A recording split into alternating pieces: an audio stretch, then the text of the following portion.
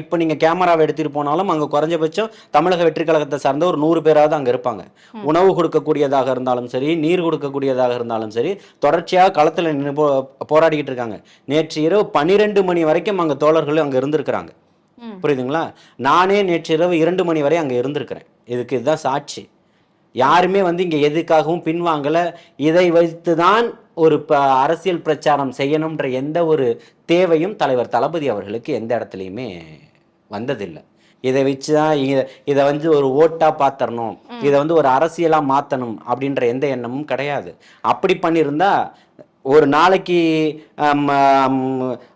அன்னைக்கே போய் அவர் நினைச்சப்பவே அவங்களுக்கு எந்த தகவலும் கொடுக்காமலே போய் நின்றுருக்கலாம்.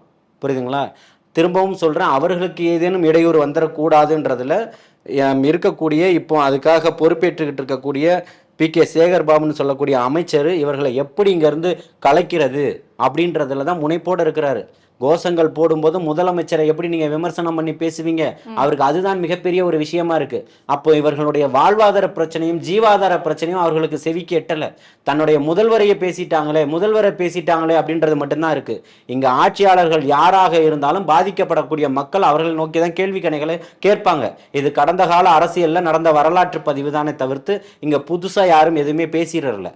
இவர்கள் ஏதோ வேற்று கிரகத்திலிருந்து வந்தது போல இவர்கள் மட்டும்தான் தமிழக மக்களை ஒருங்கிணைஞ்சு காப்பாற்றக்கூடிய போலவும் இன்னைக்கு ஒரு நாடகத்தை அரங்கேற்றிட்டு இருந்தாங்க. இந்த 50 ஆண்டு 55 ஆண்டுகள் வரலாற்றுல 75 ஆண்டுகள் கட்சின்னு சொல்லக்கூடியவர்கள் சமூக நீதியை பேசக்கூடியவர்கள்ட்ட சமூக நீதி இல்லைன்றதான் இங்க பிரச்சனை.